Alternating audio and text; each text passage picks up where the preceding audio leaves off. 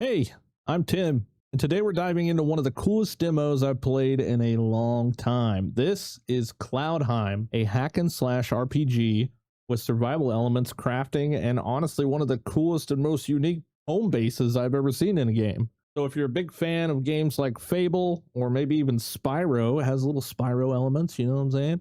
You're going to feel right at home here. But Cloudheim definitely has its own chaotic twist, and we're going to go ahead and get into it, guys. Be sure to hit the like button and consider subscribing if you like these types of videos, and let's get going. So right off the bat, you're picking from 15 different characters. That's a ton of variety for a demo, let alone just a fully built game.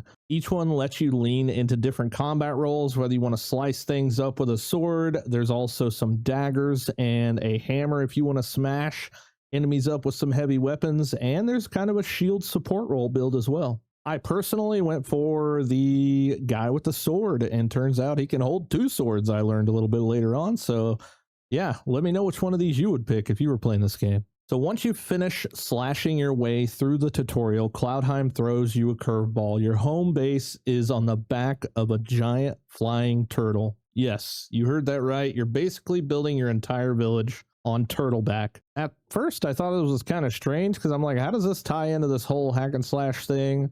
I was like, okay, sure, Turtle City, whatever. But it kind of grew on me fast. It's creative, it's memorable, and it becomes the hub for everything you pretty much do if it comes to crafting, building, smelting, selling, anything and everything, and you can completely customize it how you want. Once you've messed around with your turtle base and getting things started, you can pretty much head out through the Bifrost, which is essentially a portal that lets you fast travel to different locations available in the game, into pretty much a huge open world, which kind of blew my mind, not gonna lie. I wasn't expecting that. Here's where the game gets really addictive. You can loot, explore, plunder, and just wander around at your own pace. There is literally no borders anywhere. You just can hop up any mountain, any area. There's hidden chests and loot everywhere, inside of bushes, behind waterfalls, on top of mountains.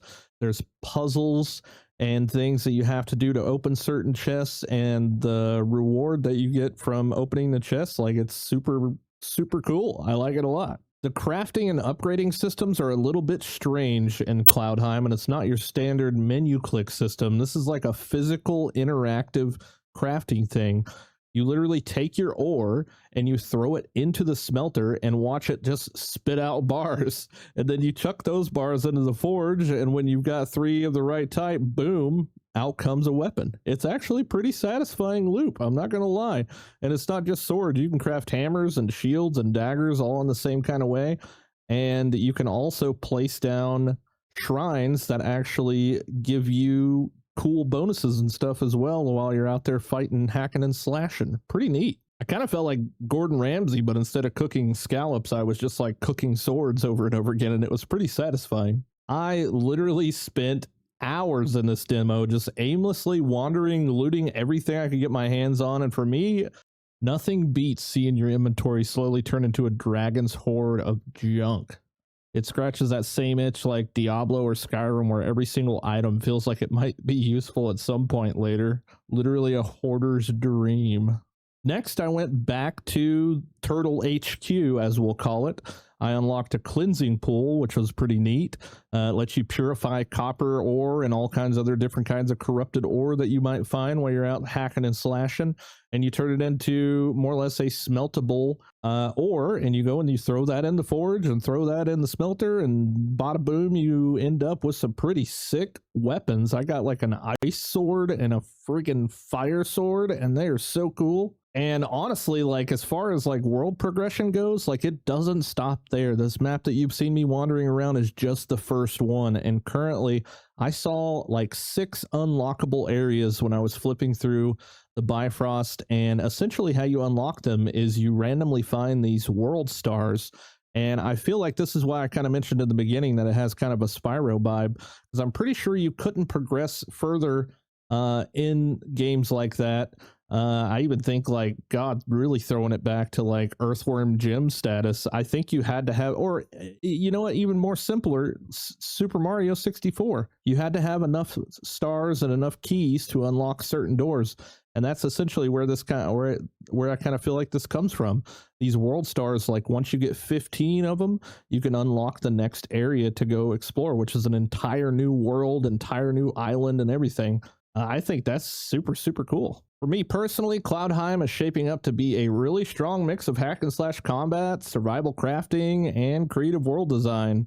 I really like the art style too. It's definitely anime-y, but kind of hits home, and the combat system is absolutely fantastic. The turtle base, genius. The weapon crafting, addictive, and the sheer amount of loot and exploration just kept me hooked for literally hours. If this is just a demo, I can't wait to see where the full game goes. This is definitely one I'll be keeping my eye on for sure. So what do you guys think? Does Cloudheim look like a game you would want to try or are waiting for something else to scratch that RPG itch? This might be the one, dude. I'm telling you. Let me know down in the comments. Don't forget to hit the like button if you enjoyed this breakdown, and subscribe if you want more first impression dives into games like this. Until next time, I'll be looting ore, feeding turtles, and forging way too many swords. See you guys later. Take it easy. Peace.